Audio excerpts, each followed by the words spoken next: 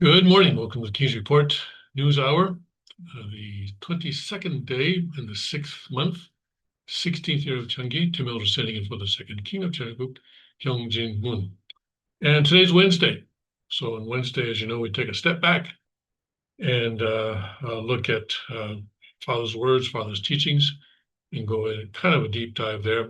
And the past several weeks, we've been covering the speeches, three speeches that Father made in January of 1973, right? Yes, 1973, at the Belvedere Estate in Tarrytown, New York. I guess some people did not get the message. It's my fault that I was moving the King's Report 1 hour instead of going from 7 to 8 a.m. Eastern. I was going from 8 to 9 a.m. Eastern for close to 2 weeks because of a scheduling conflict. And so some of you may have missed the last two Wednesdays, the 9th and the 2nd of July, or on the heavenly calendar, the 15th and the 8th of June of the 6th month. So if you missed it, please go back and check those out. I apologize that I wasn't more effective in communicating the change in time, but we have to be flexible. That's so if you see that I'm not appearing at the same time as usual, you could go back a few hours later and see whether or not an episode was posted, which they were. They're still posted there on Rumble, at least. I don't know about Twitch. I'm not able to access the Twitch, but I think also Twitch also doesn't keep videos around for very long. So go to rumble.com. Okay. So yes, so right now we've made our way to the third of those three speeches, and so let's look at where we were last week. And let me share this with you. Now I want to go back just a few lines from where we left off last week. We left off at the end of this paragraph, but I want to go back a few lines here to this portion here. Out of all of the creation of God's, all the creation of God's possession, the most valuable thing is the creativity of man. Wow, when we think about that, that's really something, isn't it? God gave us creativity. And I don't know that other animals can claim that other created beings, I'm sorry, I didn't mean to imply that we are animals, but I don't know if other sort of beings can create, can claim that. Ants sometimes make very elaborate nests, and also sometimes, little rats, lab rats, for example, can solve some problems, a maze or something like that. But they haven't invented the computer, have they? They didn't invent the computer. They haven't invented clocks or so forth.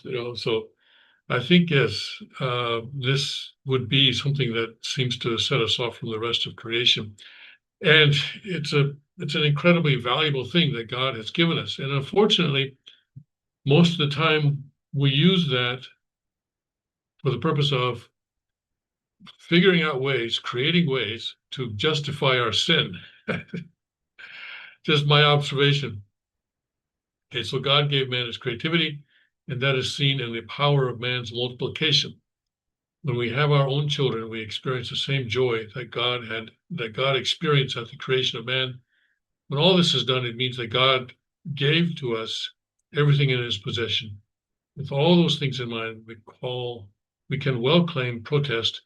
And I don't know why they said claim, comma, protest, comma, but I think probably they were translating the Korean word chujang, which can be translated either as claim or protest. And they weren't sure which, so I think they just threw in both. That's otherwise the word protest here is very out of place, isn't it? You got to realize this is 1973, all right? Father's been in the country less than 2 years, about a year, just over a year.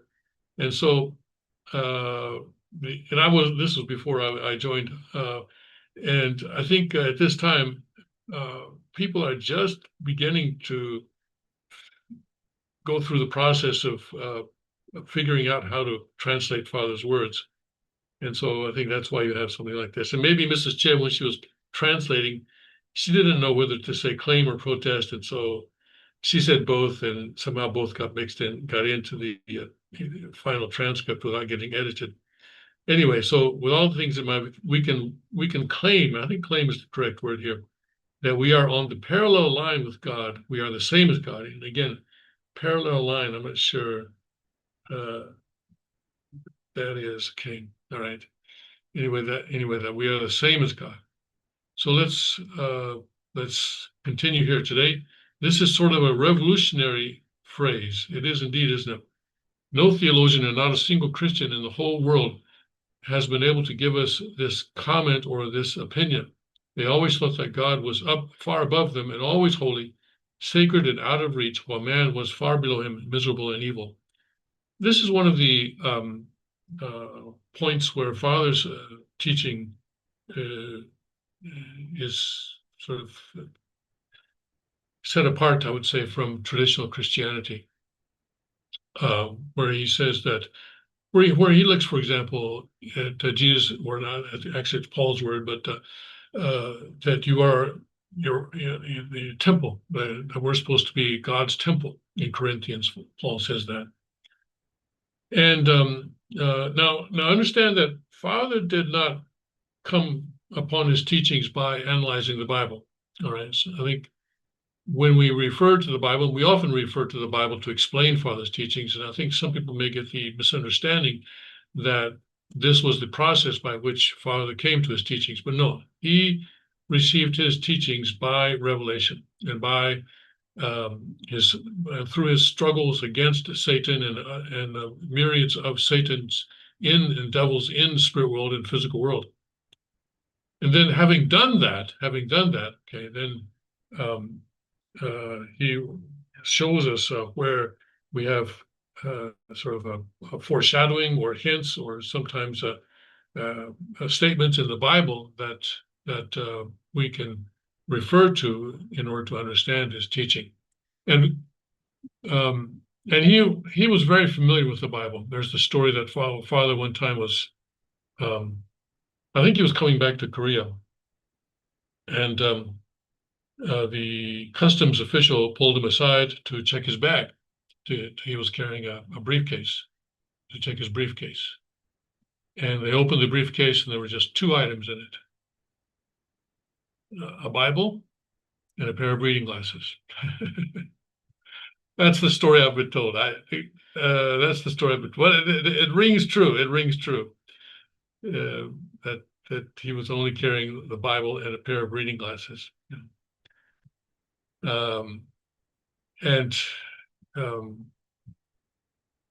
I'm told by those who have seen his Bible that it is, well underlined, and that he went through the Bible many, many, many, many times. So here, let's see this. So here, Father's teaching, as this translation says, as Mrs. Che is saying, is revolutionary in this sense. That and Christianity, of course, is speaking from the perspective of an adopted child, right? And for an adopted child, it's true that the parent would seem to be far off, and he may feel that he can never reach the level of the parent because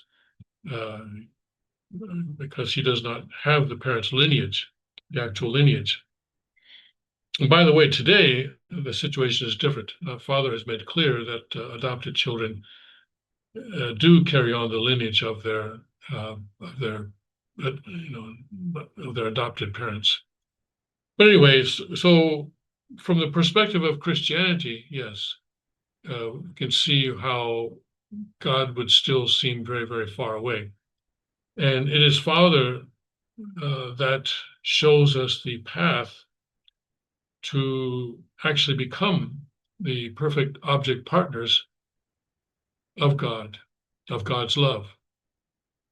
And Father teaches that actually unity of Shimjong, or unity of heart, cannot occur in a vertical relationship. He says that it must be unity of Shimjong, or unity of heart, must be done, must occur in a horizontal relationship. And so when we reach when we reach a direct dominion, and we are one, truly one with God's Shimjong, with God's heart, then we are on that horizontal relationship with God. And maybe this is what Mrs. Che meant when she said parallel line with God, that we are in that horizontal relationship with God. And we are the same as God in that previous paragraph. Maybe, and I think that is meant to convey that we are one with God, of one body, one mind, one thought, one harmony, one core with God. And that is truly revolutionary. But this is something that I think will attract and should attract many people. Certainly is one of the aspects of Father's teaching that attracts me. That this is the hope that we are given, that we can become one with God in this sense.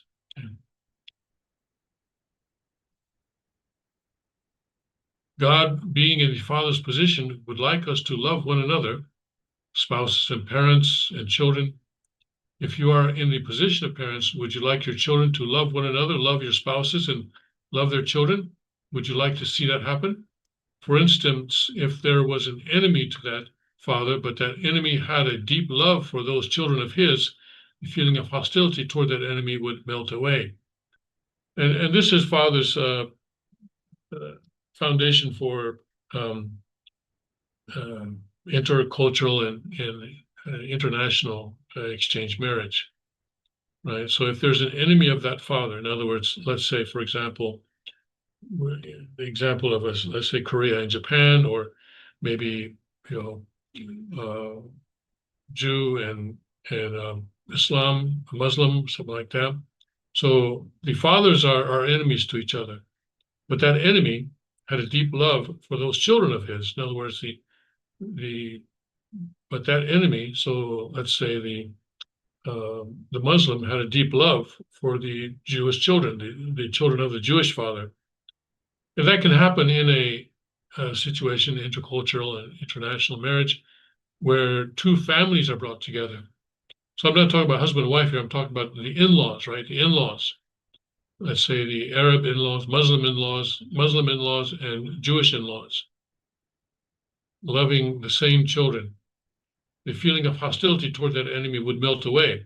That could happen. So love alone can eradicate hostility. No power, no violence can bring about forgiveness, but love alone can do that.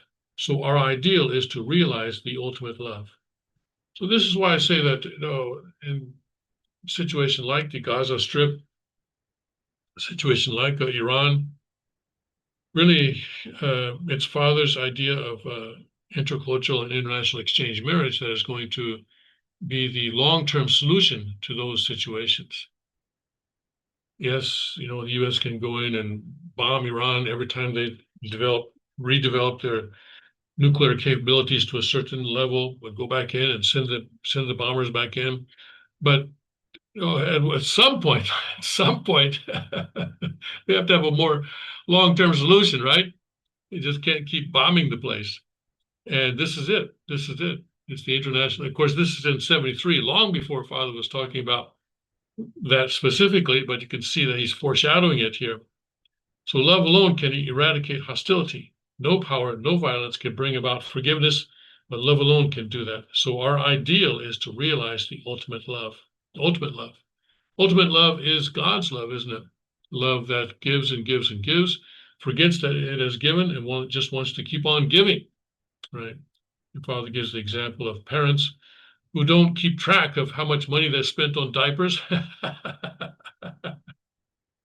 or or anything else. They don't expect their kids to repay all the diaper costs when they're adults and get a job. In the act of love, when we can love the individual, we are doing that on the level of the individual. But if you love a family, you are on the level of the family in performing the act of love. If you can love the whole nation, you are loving on the level of a nation, and then you can love the whole world. You are doing that on the level of the whole world. And so, what is Father referring to here? He's talking about filial child in the family, patriots in the nation, and saints in the world, and the divine sons of God, and sons and daughters in God in the cosmos. Right? This is way before that expression was put into the pledge, but this is what he's talking about. And if you love God, you will have loved all and everything. You will have gone beyond all the levels. Everything. You will have loved all and everything, and you will have gone beyond all levels. In the greatest love, you have a free pass to go beyond any boundary, like a passport. That's the secret. Is that true? That's why God, in fighting against Satan, would do that centered on love. So there are areas of, uh, of many urban areas where someone like me uh, inspire resentment and hatred just by my being there, right? And so, but what Father is saying is that if you have the ultimate love and the greatest love, that you can go anywhere, especially in the spirit world. There are no boundaries. There are no boundaries anywhere. Yes, like a passport. That's the secret. Is that true? That's why God, in fighting against Satan, would do that centered on love, right? So, is Father preaching against self-defense tools of self-defense like the AR-15 or other tools of self-defense? No, he is not, because you see in other places where Father says that it's important that Abel stay alive. Abel has to stay alive, okay? And also, of course, we know that Father, one of the first businesses that he started was the arms business, gun business, firearms business. And yes, it was air rifles because that's all that the law would allow him at the time. But eventually, it developed into actual combat military armaments, and he was supplying, or through the Tongil Heavy Industries Company, he was supplying the South Korean military with rifles and other arms. I know this because I visited the Tongil Heavy Industries one time and saw this actually. Of course, unfortunately, the Tongil Heavy Industries company was lost in the Asian financial crisis of 1997 and 1998.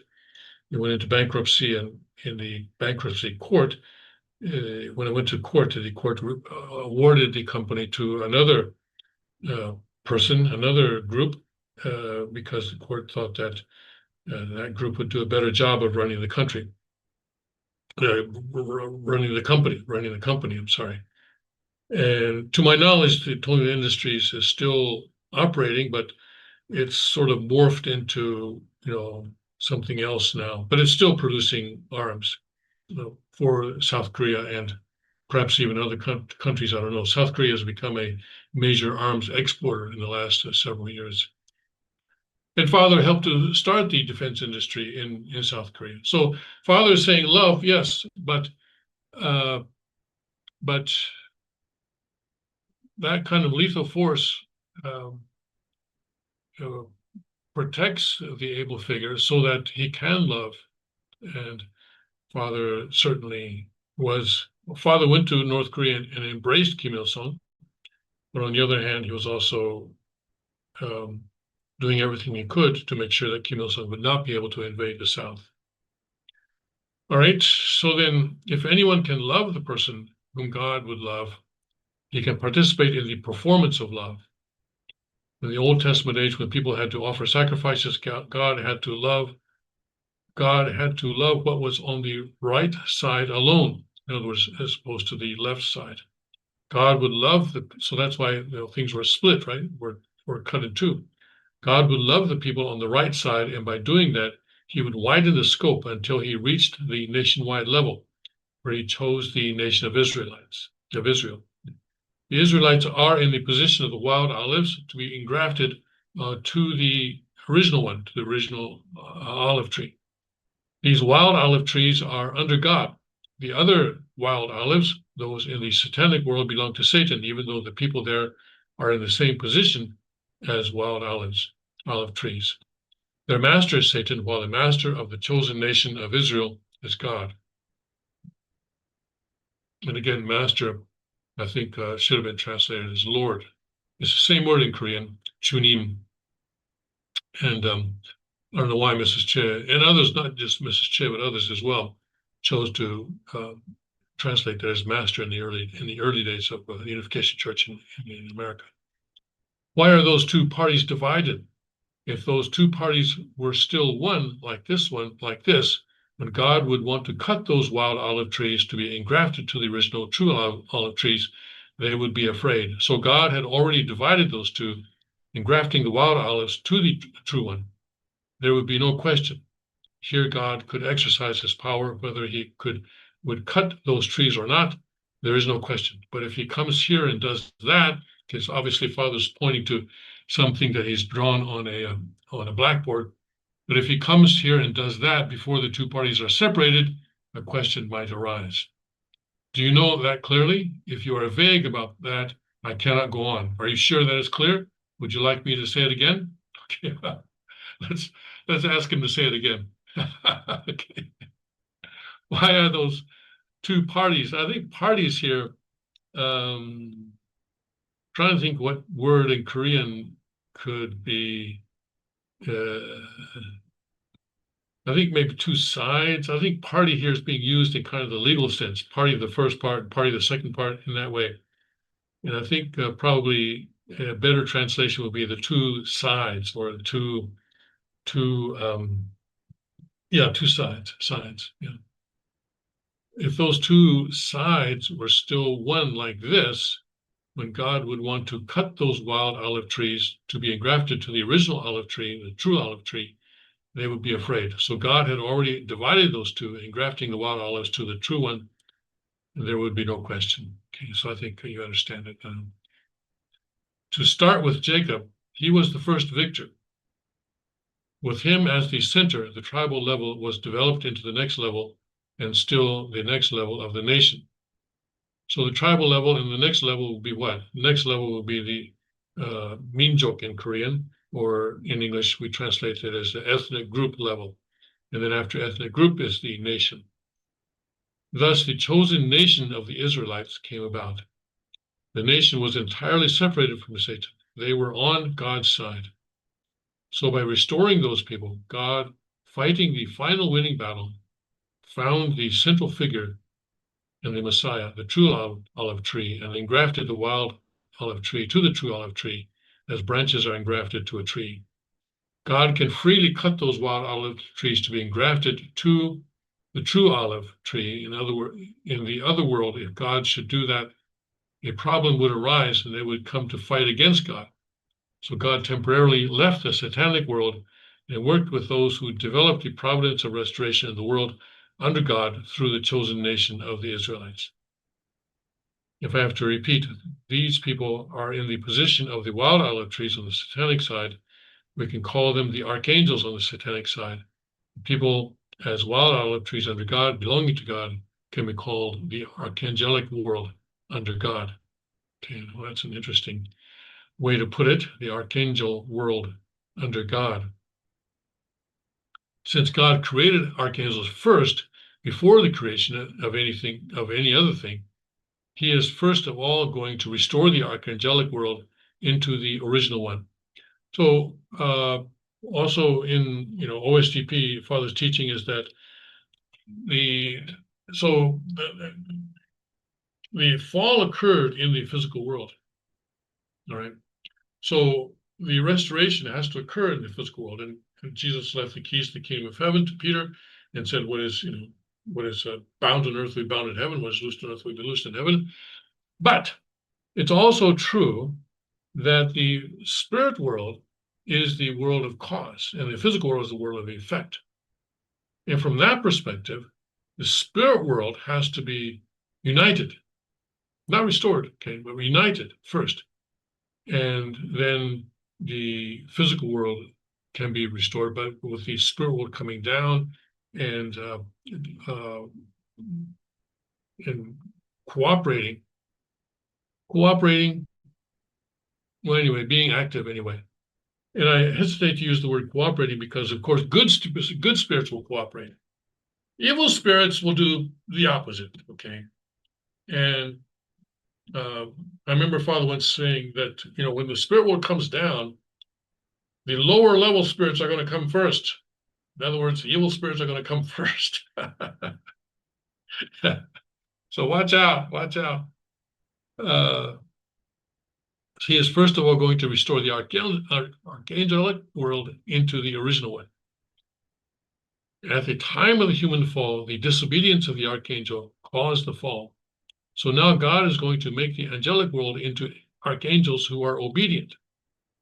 Only after God created and this is what Father's doing right now in the spirit world. Right? Only after God created the archangels did he create man. So in the course of recreation, also God would like to have the archangel's position restored. After doing that, he will be able to restore or recreate his own children. In other words, God wanted to restore one nation, the nation in the archangelic position, before restoring the nation in the Adam's position. So we're switching here. Okay, I was talking about the spirit world and physical world. So now Father in 1973 is talking about a nation that represents the archangel, the nation that represents the archangel. So he's not talking about spirit world, but rather nations are representing something. And which nation represented archangel in 1973? Well, it was the United States of America. And so God wanted to restore one nation, the nation of the archangelic world, before restoring the nation in Adam's position. So he's explaining why he came to America. He came to America to restore America as the archangel nation, and then before restoring the nation in Adam's position, which is what? Korea. To that nation, he was going to send the person of the second Adam, the Messiah, as the true olive tree. Okay, what is second Adam? All right. Okay, I guess was he talking about Jesus here? I guess so. Okay. But, Father, the third Adam, of course, came to America. And so he's talking, I think, both about Jesus and about himself.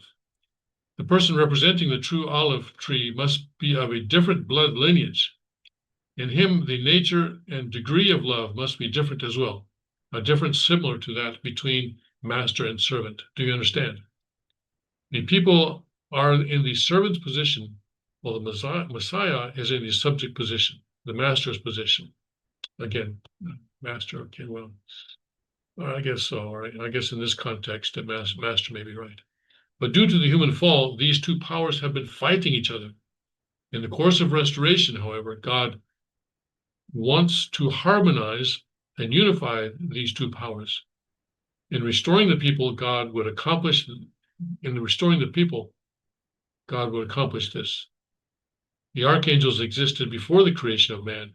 They ministered to God and advised him in the course of the creation of man. Advised? Okay, well, I'd like to see the Korean on that. I'm not sure what Korean would be. In the course of recreation, God wants the archangel to help his son while still in the mother's womb before birth. Like those Israelite people, they must be cooperative with God, hoping and wanting the Messiah to be sent in love. The Israelite people, therefore, should have prepared for the coming of the Messiah in consultation and cooperation with God, and should have done everything for the coming of the Messiah. Upon meeting the Messiah, they should have ministered to him in love and happiness. And here, ministered obviously is the word that we translate today as attended. All right. So let's go back a bit and and read it that way. And let's go back to here. They attended God. All right. Instead of ministered to God. Like I said, there, 1973, we were still figuring out how to translate things.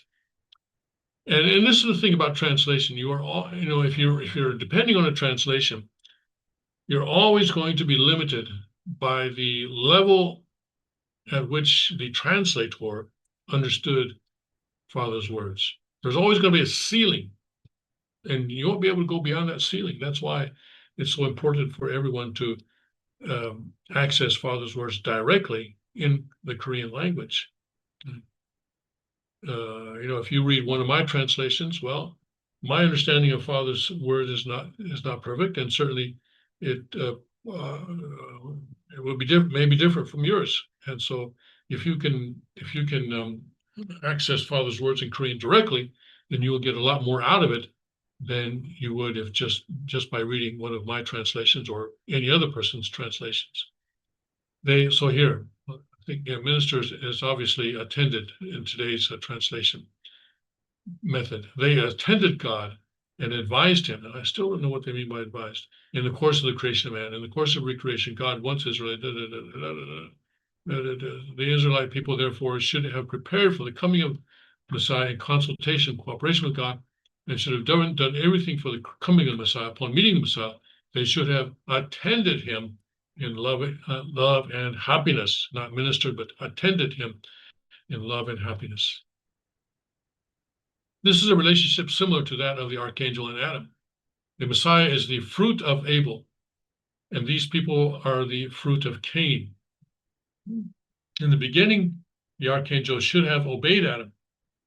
If we put the Messiah in Abel's position and the people in Cain's position, in the beginning, Cain should have obeyed Abel, and the Israelite people should have obeyed the Messiah. But there was a barrier between the Messiah and the Israelites, making it difficult for them to obey the Messiah or to reach him. Before the human fall, Abel and Cain were on the side of God. Well, Abel and Cain were actually not alive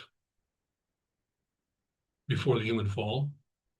So, and there's no other place in Father's words that I'm aware of where there's, an implication that Abel and Cain were alive before the fall. In fact, Father states clearly that Abel and Cain were born after Adam and Eve were kicked out of the Garden of Eden. So I'm not sure what Mrs. Che is saying here. But maybe, before, well,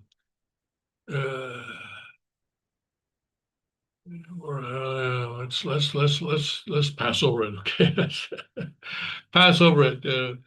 But hopefully one day we'll be able to see the Korean on that one. Both the archangel and Adam were under God. All right, that's good. Both came out of God. In other words, they were both created from God, or by God. But after the fall, the archangel was out of Satan. He is the restored being here, but his starting point was from Satan. Now here, Mrs. Che, in 1973, she would have been in the church less than 20 years. So as she's translating, her understanding of Father's words, of course, she's been trained by Father, living, daily with Father for those 20 years. But I get the feeling that maybe she's a little bit shaky in some of her understanding of Father's teachings. Okay. He is the restored being here, but his starting point was from Satan. He had to come back from Satan. The starting points of these two are different. Isn't that true? So in the providence of restoration, these two must have the same starting point. Then for whom was the archangel created? The archangel was created for the sake of Adam, in order to realize the ideal of God. So, we're not getting a perfect translation here, but let's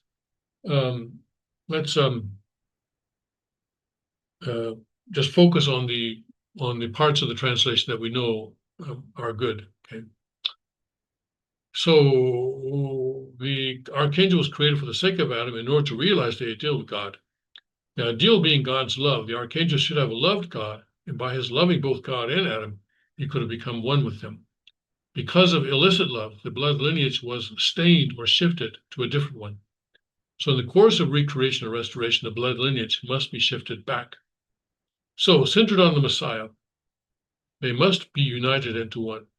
That means it is inevitable that God has to cut those olive trees, the Israelites, and engraft them onto the true olive tree. By engrafting those in the archangel's position into the tree of Adam without the fall, they can be united into one with Adam without the stained blood lineage. In that way, they will become one and enjoy the same Father in purity. Do you understand so far? Okay. So Father now is talking directly about the lineage, so about how the Adam and Eve, specifically, he's not really not referring to Eve at all here, but Adam came to have a different lineage from God. Yeah. So because of illicit love, the blood lineage was stained or shifted to a different one. In other words, not God's lineage, but another lineage aside from God's lineage. So in the course of recreation or restoration, the blood lineage must be shifted back, must be changed back. So centered on the Messiah, they must be united into one. So they, meaning God and Adam, or the Messiah, and the archangel. This means it is inevitable that God has to cut those olive trees, the Israelites, and engraft them to the true olive tree.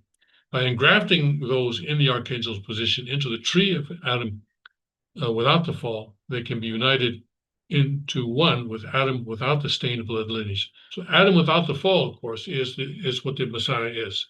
He comes as the restored Adam, or he comes as the Adam who has not fallen, in the position of Adam who has not fallen. They can be united into one with Adam without the stained blood lineage. And in that way, they will become one and enjoy the same Father in purity. Do you understand? Then what must be done to make the action of engrafting possible? What would you do first? Separation, right? Separation.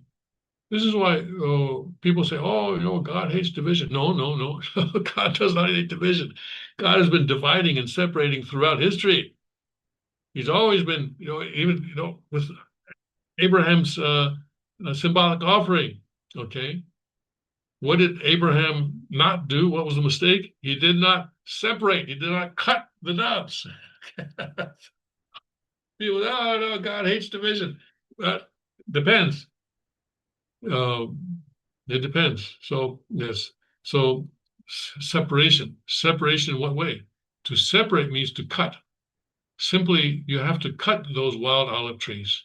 Where do you cut the wild olive tree? Cut away the leaves, trunk? You have to cut the trunk, barely leaving the root. If man is in the position of the tree, of the wild olive tree, where would you cut him? By the man's legs, the root part? If you stand upside down, you look like a tree. You may leave your head and cut away all your body. So Father's being humorous here. Then what would happen if your neck is cut apart from your head? You will die. If you're ready to die by having your head cut off, if the Messiah's head was to be put on your body, what would happen? So, Father's head on each of our bodies. That would be interesting. But Father here is being playful, of course. It is similar to engrafting. You will go through the operation of having the Messiah's head replace yours. After that, who do you become? You no longer are yourself, but you are the Messiah. You will think, speak, act in the same way as Jesus. You will always think about God and act in the way God wishes you to do. All your thoughts and actions will be in accordance with God's will. God would have multiplied so many people like the Messiah in such a way that the whole world would become like God. In that case, you are in the position of the Messiah. So we can say that in you is running purified blood, and you are under God's lineage. And that's what makes the restoration providence possible. Okay. Originally, God could not put the archangel in the position of his son. Only by bringing him under the same lineage can you put him in the son's position. Do you understand? Nothing else could help in this case. No words can purify him. No other way but engrafting, cutting away the major part of the engrafting him to the original olive tree. This is what has to be done. For fallen men in the archangel's position to be sons of God, there can be no other way than to cut away the less important part and engraft them to the olive tree, the Messiah. Is this clear? So do you need the Messiah or not? How important is the Messiah for you? How important that you're more important than your head, than your whole being? That's why Jesus said that if you are going to follow him, you have to deny yourself. He meant that you must cut away what you have been. Those who want to die will gain their lives. Those who want to gain their lives will lose them, lose their lives. Yes. You know, when many of us joined the Unification Church in the 1970s, it was common practice for us to, you know, if we were in school, we would leave school. In my case, I was working for a company, so I quit the company, and other people sort of, you know, we did what the disciples of Jesus did. We dropped whatever it was we were doing. We cut away ourselves. Some people took it a little bit too extreme. One person told me, one person who had been in the church a little bit longer than me, but not very long, I guess, said that during the first 3 years, you must not even look at a newspaper. I don't know of anyone who actually did that. Maybe some people did. But that was, you know, different people had different ideas of but maybe that would have been a good thing for some people to actually sort of completely deny everything that you were doing in the past. And there were things that I stopped doing when I joined the church. For example, when I started working for Kukchinim in Korea, you know, one of the assets of the church there was at that time was a ski resort in Korea. And I went skiing there once, and I realized that I was skiing for the first time since joining the church. Actually, a couple of weeks after I joined the church, my father took me skiing, hoping that somehow this would bring me back to reality, and I would realize what a mistake I had made. but I didn't. In fact, I had probably the greatest skiing experience of my life that time. But after that, for about 40 years, I guess, I did not go skiing until I went to the Yongpyeong resort of that was owned by the Segeilbo, the newspaper at that time in Korea. So there were things that many of us cut away. You know, if you were playing instruments, if you were in a band or something like that, you stopped doing that. And maybe some decades later, maybe you started again.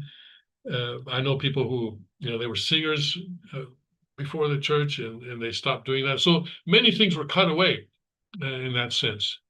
And these days, it's not so much that way. People join or they start coming to the church and they receive the blessing, and their lives are pretty much the same as before they came to the church. And that's okay because, you know, this is a different era and all. But I think it is important for people to have that kind of mindset, though, that they are different, that their lives are different from what they used to be. You know, I'm not one of these people who says that, oh, you know, these young'uns, they need to suffer the way we suffered. Some people say that, but I don't. I think you know, our suffering created was an offering to God, and He used that offering to create a foundation, which God has created, and people who come to the church now are on that foundation, and So they don't need to go through that same kind of course. And of course, people who came to the church before me, I mean, like in the 60s, for example, people were living in a communal situation, and there was literally almost nothing to eat. If you read True Mother's autobiography, you can see this. Not the one that was published in America. I think the one that published in America was mostly a collection of her speeches after she came to Sanctuary. But I'm talking about the actual autobiography that she published, talking about the early days in the church and how difficult it was for her and other sisters working in the kitchen to scrounge up enough food for True Father on a day-to-day basis. And how she said that one time she stood outside of a restaurant. She couldn't afford to go in, but just being able to smell the food helped her endure her hunger. So if you read stuff like that, it's just that's the foundation that we are all standing on when we are in our life in the church. And that was a time when, in Korea in general, death by hunger or hunger-related diseases was an actual thing.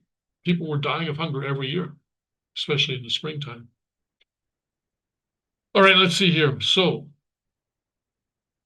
do you need the Messiah or not? How important is the Messiah for you?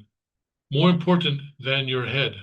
Okay, those who want to die will gain their lives. Those who want to gain their lives will lose them. Then who is going to cut off the head of the people? In the time of Jesus, who was supposed to do that? Jesus? Then we can say that Jesus, the Savior, came to the world to decapitate people. That was the mission of Jesus. It sounds funny, doesn't it? Could that be actually so? Could that be the Messiah's mission? In actuality, if that had to be done, who should have cut off the head of the people instead of Jesus? The sinners themselves should have done that. The first man, Adam, caused the fall, and he himself fell. So you, in the position of fallen Adam, must cut yourself. Doesn't that sound logical? People say that they believe in God and the Messiah for the sake of God, for the sake of the Messiah. But ultimately, they are doing that for their own sake. You believe in the divine principle, believe in God, believe in the true parents. But whom are you doing that for? Or for whom are you doing that? Ending the sentence with a preposition there. For whom are you doing that? For yourselves, in the ultimate sense. So if you are going to work here, don't ever think you are doing that for the sake of God or for our Lord instead of Master, for our Lord. You are doing what you are doing for your own sake. You say you are going to work for this nation, but ultimately you are going to work for your own selves. Everything that you are doing is connected with yourselves, with us. You can say that for your own salvation, for your own good. God, Master, or Lord, all the members, all the people are in cooperation with you. While the people must work for the sake of God and for the sake of the Messiah, both of them on their part want to work for the sake of man. God is there for the sake of men, and the Messiah is there working for the sake of people. After going beyond the stage of the fall, by being restored into the original position, only then can they really say that they are working for the sake of God and the Messiah.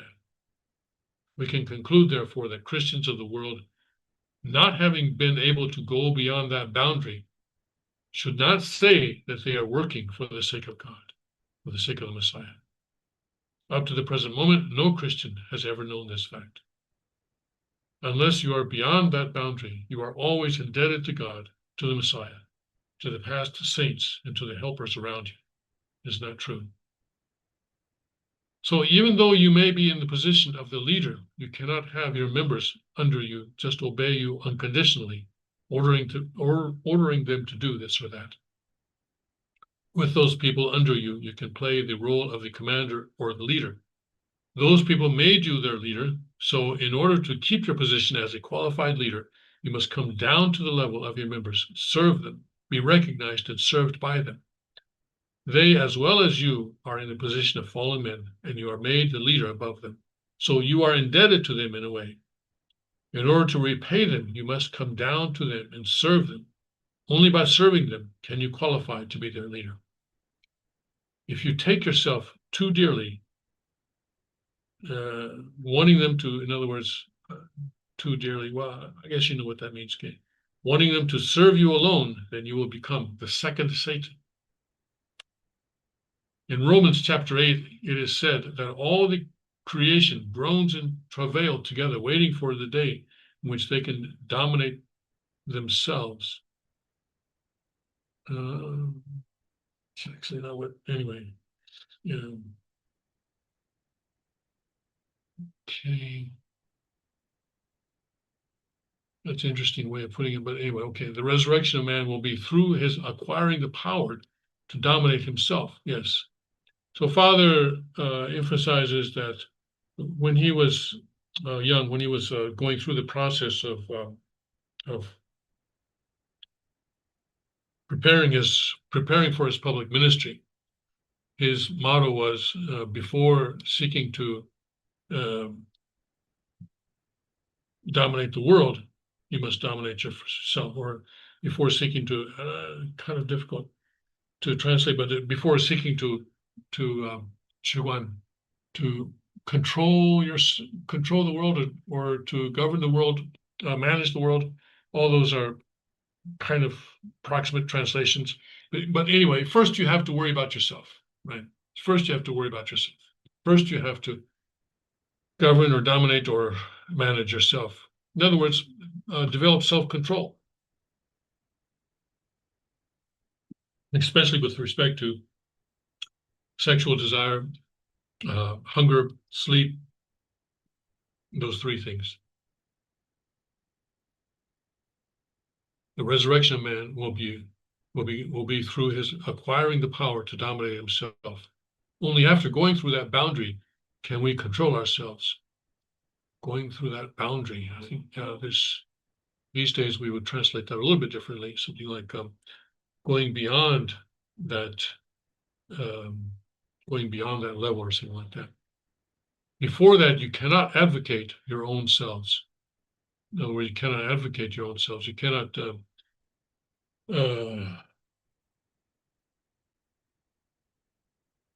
you have no right to put yourself forward, something like that. So in the path of faith, those who will persevere to the last will win and become the victors. If you want to put yourself in a higher position, you must be able to return all glory, all praise to God. Do you understand that? As to the blessed couples, until you have restored the whole nation under God, you are not really qualified to be served by others. And this is 73, so the blessed couples would be the 777 couples who were blessed in 1970, very few among the American or among the Western members. You must be able to interpret anything and everything in view of the divine principle. In other words, through the prism of the divine principle, which is what we do here on the King's Report, right? We look at world events, national events, through the context of the divine principle, through Father's teaching. Everything taking place in our group will be done in the light of the divine principle and in accordance with the divine principle. If you have a hole in the wall of such size and shape, you must fix it with the same size and shape. That's why Jesus said, I came not to be served, but to serve. In fact, he came to be served, but in order to teach the people, he said that. In fact, he came to be served, but in order to teach the people, he said that. Is that clear to you? Master, too, in other words, Father, is in the position to serve you and to help the world to be restored. Until he has restored the whole world, he will not be able to enjoy his glory.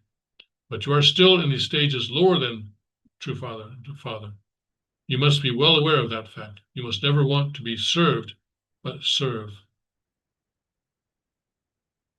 If you follow and are obedient to true Father, you can go beyond that boundary without having to pay much indemnity. Do you understand what I mean? Then how much do you need the Messiah? To what degree? He corresponds to the whole world, the universe, and more. For you to be engrafted, When the true olive tree appears as a tree, you can cut some of the branches and have them engrafted to you. Even a small bud, when it is engrafted to you, will make you into a true olive tree. We have here both the wild olive tree and the true olive tree. Before bearing fruit, no one can tell if it is a true or wild. However, the value of those who are entirely the value of those two are entirely different. You would have one bud of the branch of the true olive tree for all of the wild olive tree. Unless people are experts in discriminating, when they see it done, they might call you crazy. When they see that you want to cut off the big tree. Here in the world, there are many families and nations already grown big in the satanic world. If they should cut away their glory just for one bud of this tree, to the amateur, yes, it would look foolish. People here will claim and call out to the world, let us make a family, a nation. But the people of the satanic regime have already made families and nations throughout the world. They will laugh at you. If someone leaves the glory of the whole world to come and join here, wouldn't people laugh at him for leaving all that glory for a small budding thing? But you are wise to cut away all your worldly glory, your family, friends, nations, and all other things for the sake of one budding movement. And this was true when many of us in the first generation joined. And it's also true when we chose to cut ourselves away from the Family Federation and to follow True Father and the three-generation kingship, right? I remember when I made my choice clear, one person who many of you first generation know him by name, probably almost everyone knows him by name, told me, he said, Tim, if you do this, you're going to lose all your friends. And in fact, when I resigned from the foundation here in Korea, I took my phone and I blocked everyone I just blocked everyone. Okay, first. And then I went through and unblocked people of my physical family. And also I was going to do some freelance translation outside the church. And so I unblocked people who might give me jobs outside the church. I didn't want to do anything inside Family Federation. So I went through this experience, and many of us, right? Probably many of you who are watching this went through a similar experience where people told you, if you go there, you're going to lose all your friends. And in fact, when people came, the Family Federation, especially in Japan, I know, sent out communications to churches saying, okay, this person is no longer someone that you may communicate with. Do not contact him. Do not open his emails.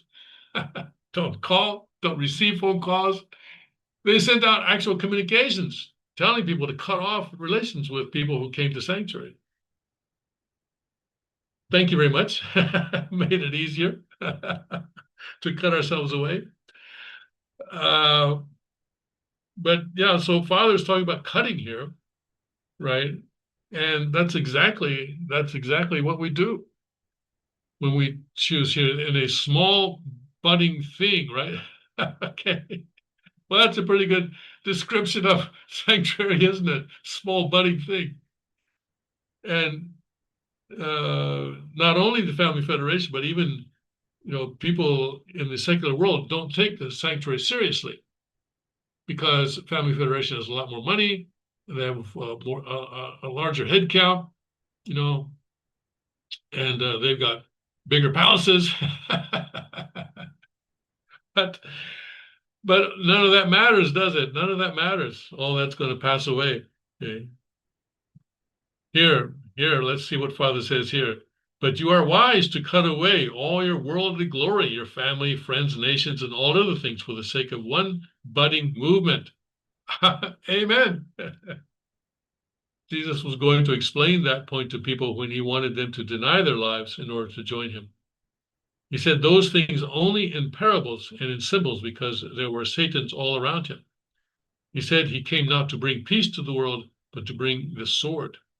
Then it was only too natural for him to arouse controversy. All right, let's stop there. Okay, he goes on now. He's talking to Europeans who are in America, and he's going to address their situation next. But Father's talking about cutting the wild olive tree and grafting even a small bud of the true olive tree onto that wild olive tree. And then over time, then the wild olive tree becomes a true olive tree. And it's important that we understand that this is what God is doing to us, that God is doing with us.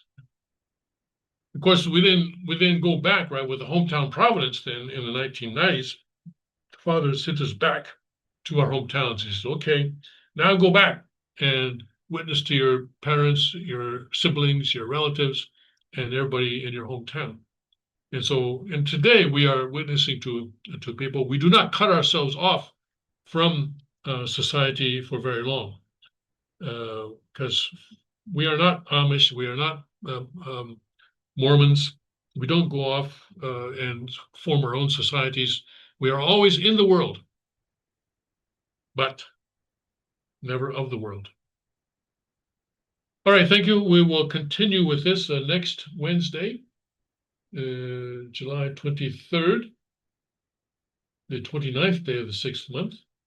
And then in the meantime, tomorrow we'll return to our program of looking at the world events through the principle, as what was just mentioned there.